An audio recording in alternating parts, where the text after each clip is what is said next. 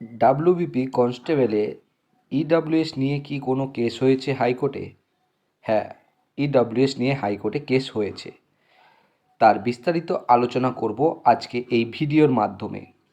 যারা যারা নতুন আমার এই চ্যানেলটি দেখছো তারা অবশ্যই লাইক, কমেন্ট, শেয়ার এবং সাবস্ক্রাইব করে বেল আইকনটি প্রেস করে নিও। বেল আইকনটি প্রেস করে নিলে নতুন নতুন ভিডিও নোটিফিকেশনগুলো তোমরা খুব সহজেই পেয়ে যাবে। ইডব্লিউএস অর্থাৎ ইকোনমিক্যাল উইকার সেকশন, যাদের সার্টিফিকেট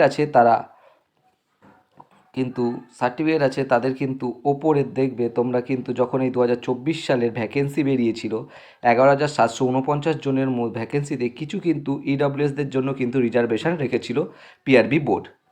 ইডব্লিউএস নিয়ে যারা ফর্ম ফিল আপ করেছিলে তাদের ইডব্লিউএস সার্টিফিকেটটা কিন্তু দেখানো বাধ্যতামূলক। শুধু ইডব্লিউএস না, এসসি, এসটি, ওবিসি নিয়েও যারা কাস্টটা নিয়ে যারা ফর্ম ফিল আপ করেছিলে তাদের কিন্তু এই সার্টিফিকেটগুলো দেখানো একদম বাধ্যতামূলক।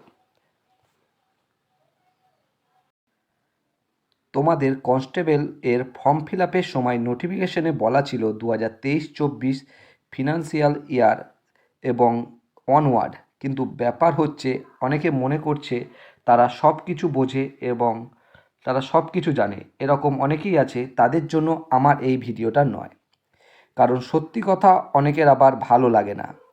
2024 সালে যখন তোমাদের ফর্ম ফিল আপ শুরু হয় তখন যারা ইডব্লিউএস নিয়ে ফর্ম ফিল আপ করেছিলে তখন তাদের ফিনান্সিয়াল বছর ছিল 2023-24 এবং সেই সময় যাদের সার্টিফিকেট ছিল তারা অবশ্যই বৈধ ক্যান্ডিডেট।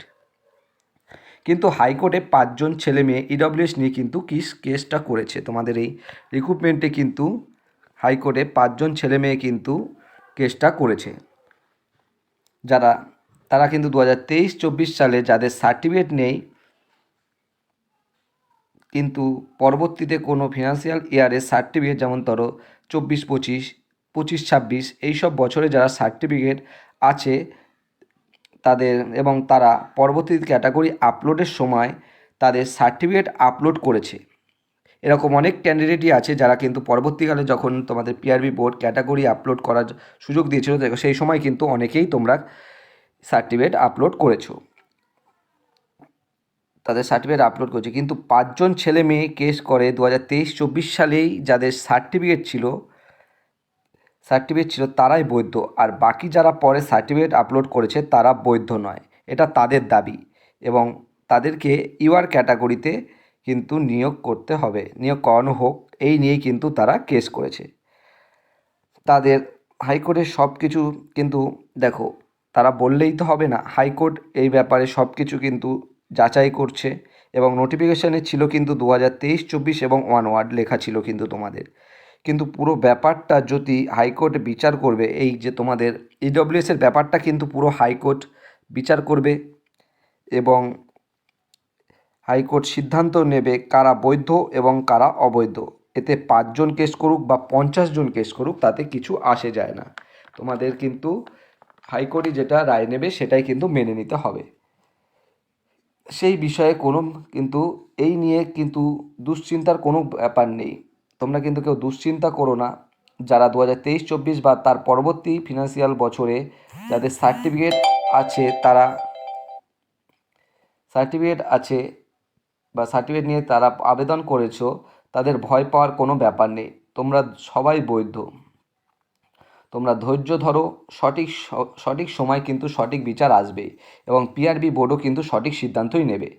সঠিক বিষয়টি তোমাদের জানানো ছিল, তাই আমি এই ভিডিওটি বানালাম। এরকম সঠিক এবং নির্ভুল তথ্য পেতে আমাদের চ্যানেলটি লাইক, কমেন্ট, শেয়ার এবং সাবস্ক্রাইব করে নিও। এবং তোমাদের কিন্তু দেখো ইডব্লিউএস এই কেসটা কোর্টে কিন্তু অনেকগুলোই কেস পেন্ডিং হয়ে রয়েছে। আমাদের কিন্তু মূল বক্তব্য হওয়া উচিত একটাই। ভিডিও শেষ করার আগে আমি এটাই বলতে চাই, দেখো তোমাদের এই যত দ্রুত তাড়াতাড়ি এই রেজাল্টটা প্রকাশ হবে তত তাড়াতাড়ি তোমাদের জয়েনিং হবে।